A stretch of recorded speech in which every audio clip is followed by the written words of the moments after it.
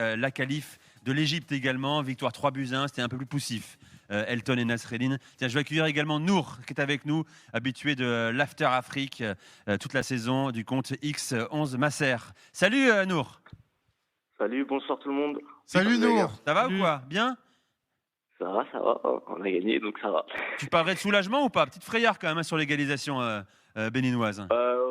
Ouais, pour être honnête, on est fatigué là. Tous les matchs, on les vit avec avec la pression depuis le début de la CAN. Là, ça commence à être pesant là. On fait le quatrième match et on est déjà fatigué. Bon, tu les as trouvés comment globalement les pharaons aujourd'hui?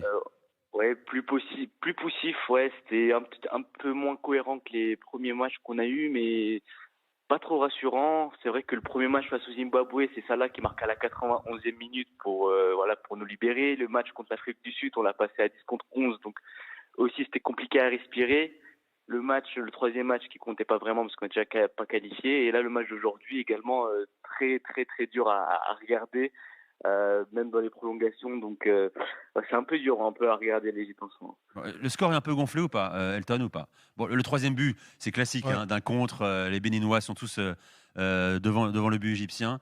Et c'est là qui conclut. Non mais du coup le score n'est pas gonflé, le score au final il est logique parce que l'Égypte a quand même eu des occasions, notamment Rabia, tu as ouvert le score avec notamment une superbe frappe d'Atia. Et oui, il y a l'égalisation, mais toujours est-il que dans la globalité de la rencontre, c'est mérité pour l'Égypte. Maintenant, la prestation elle est poussive, elle peut s'expliquer par quelque chose qu'on avait mis en avant hier, c'est 10 jours de coupure pour certains joueurs qui ont peut-être eu un impact et qui a fait que le retour à l'allumage a peut-être été un peu plus compliqué. Je fais référence notamment au duo offensif et notamment Marmouche que moi j'ai pas forcément beaucoup aimé. Un Marmouche j'en attendais beaucoup plus parce qu'un Marmouche c'est un joueur qui doit justement impacter. On a vu une équipe du côté de l'Égypte qui au fur et à mesure on avançait dans la rencontre et était un peu plus fébrile et était à la merci notamment de cette fameuse action du Bénin. Il y a une énorme parade d'El Shenaoui juste avant et après il y a cette égalisation suite à un raté d'El Shenaoui à la relance.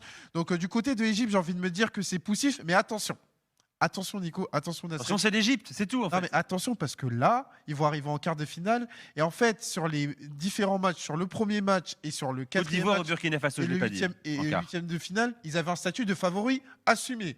Là, on va rentrer dans un quart de finale où s'ils affrontent par exemple la Côte d'Ivoire, ils vont interpréter leur plus beau rôle, celui du méchant du film. Et ça, ils adorent. Ça, ils savent y faire. Donc c'est pour ça que moi, je me dis, je fais un énorme distinguo entre l'Égypte qui est poussive sur le huitième de finale, sur le premier match contre, c'était qui, j'avais oublié Zimbabwe. Contre Zimbabwe, pardon, et le quart de finale où justement, face à adversaire égal, ils vont être totalement dans ce rôle. Tenez le ballon.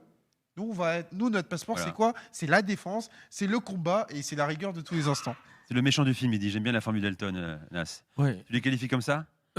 C'était mon match préféré. J'ai beaucoup aimé le match. Il y a deux choses que j'ai retenues sur ce match. Le premier, c'est que tu parlais que les Égyptiens étaient émoussés physiquement. Moi, manque de rythme. Il a fait tourner. Oui, alors moi, je les ai pas trouvés bons physiquement pour une autre raison. J'ai vu qu'il y avait 5-6 joueurs qui étaient issus d'El Ahly, donc Trezeguet, Zizou, Hani et Yasser. Et en fait, je me suis rendu compte qu'ils ont joué la Coupe du Monde des clubs, la Coupe intercontinentale, la Ligue des champions africaine. Ils ne se sont pas arrêtés. Ça, c'est la première des choses. La deuxième des choses, moi, j'ai beaucoup aimé le Bénin. Le Bénin m'a un peu fait penser à la Tanzanie face au Maroc. Petite équipe qui n'a pas froid aux yeux et qui attaque. Et ça, c'est un changement de mentalité des petites équipes africaines. Ça, j'ai beaucoup aimé. Et je me suis amusé à voir alors Dossou, celui qui a marqué le but. Déjà, il a raté un but. Je me rappelle plus de la minute 62e minute. Ouais, c'est ça. Près du micro, Nas. Ouais, pardon. À la 63e minute, et il marque un but à la 82e. Dossou joue au Pays Levallois en National 3. Exactement. C'est exceptionnel. Et j'ai adoré la niaque des Béninois. Et honnêtement, j'étais avec les hommes de Garnatroir. Je voulais qu'ils créent la surprise, mais malheureusement, ils étaient dans des conditions euro. Les poules étaient parfaites. Et On va pas se mentir, on était un peu pour le Bénin aussi. Nour, qu'as-tu pensé du match de Mo Salah aujourd'hui? Il y a un débat, hein. Il y a ceux qui trouvent qu'il a été bon par rapport à sa forme du moment, donc c'est plutôt encourageant, et ceux qui sont plus exigeants et qui se disent ça reste Mo Salah, il doit proposer plus que ça, quoi. C'est vrai qu'il est un peu dans la même tendance qu'on a depuis un an, c'est-à-dire que c'est pas vraiment le Mo Salah qu'on avait dans notre imaginaire qu'il y a 3-4 ans où il peut te transformer, qui te réalise une action magnifique en quelques secondes. Là, on a l'impression qu'il a un autre rôle depuis quelques mois où il est plutôt en fixation. Il peut distribuer plutôt des caviars. Donc, on a vu en première mi-temps qu'il a distribué plusieurs caviars à Marmouche et à d'autres coéquipiers. Mais malheureusement, les attaquants égyptiens mangeaient pas de caviar aujourd'hui. C'était plutôt du koshari, une autre spécialité égyptienne, mais ça marquait pas devant. Mais globalement, il a un autre rôle qu'on avait précédemment. Donc globalement, c'est bon, mais c'est pas le Salah qu'on a l'habitude de voir il y a 2-3 ans en tout cas.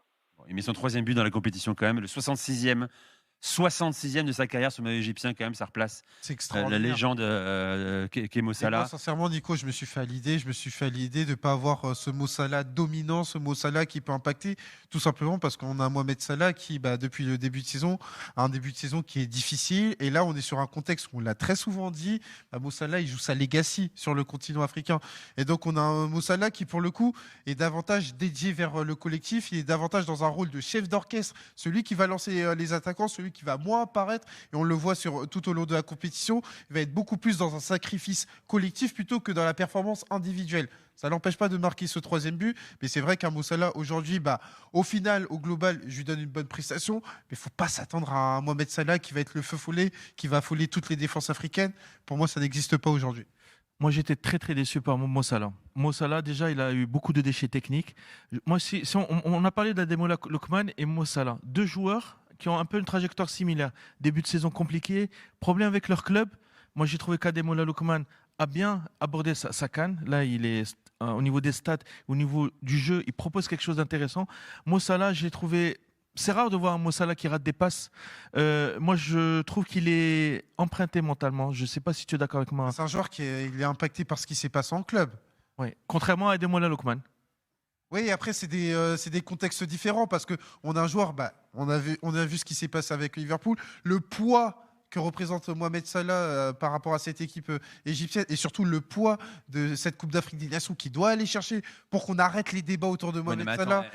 C'est pas que ça, c'est aussi un mec qui a son âge aujourd'hui. Bien sûr, oui. Il a prolongé avec Liverpool, alors que certains avaient un doute sur la prolongation. Il fait une saison extraordinaire la saison dernière. Il n'est pas bon cette saison, c'est tout. Le mec, il arrive en fin de course, top niveau européen. Donc ce qu'on voit avec Liverpool, on le voit avec les Pharaons. Et encore, c'est pas si mal. Hein. Et là-dessus, je suis absolument pas surpris. Pour moi, c'est davantage un Mo Salah qui va être beaucoup plus intermittent, mais qui va t'amener un peu plus d'occasions de qualité. En plus en qualité qu'en quantité. Et ça, c'est Mohamed Salah aujourd'hui. Bon. Voilà pour l'Égypte. Alors, Nour, tu préfères qui en quart de finale? La Côte d'Ivoire ou le Burkina? Burkina. Sachant qu'en plus que là, il y a une news qui vient de tomber. On a 2 joueurs là Hamdi là qui vient d'avoir une rupture des ligaments croisés et Trezeguet déchirure du ligament. Ah ouais, d'accord. Donc voilà, on part pas. On aura un problème de profondeur de banc, je pense, dans la suite de la compétition. Ah ouais, sans Trezeguet, déchirure. Si déchirure, c'est quoi? C'est cuisse? Cheville. Cheville. Trezeguet. Ouais, ça sent la fin de la compète pour Trezeguet. Enfin, ça dépend du grade de la déchirure, mais bon. Marmouche, il va passer à gauche et Moustapha Mohamed devant. Mais Nour, entre nous, tu as quand même un historique récent positif contre la Côte d'Ivoire. Tu as quand même de très bons souvenirs. Il y a qu'au mental là, qu'on va pouvoir passer. Non mais Nour, tu peux pas me dire ça. Tu as 2006, tu as 2008, tu as 2022. Tu dois te dire, on a des affrontés. On devrait, mais on voit sur Twitter tous les Ivoiriens qui veulent éviter de tomber sur nous, mais là, il n'y a pas trop le choix, là, on va devoir jouer contre eux. Bon. Merci Nour, on se rappelle d'ici là, bien sûr, Salut, l'avant-match, l'après-match. Ce sera samedi, ce duel Égypte-Côte d'Ivoire au Burkina Faso. À très vite, je rappelle, le compte 11 Masser, un spécialiste du football égyptien. Merci d'être venu Nour, à très vite.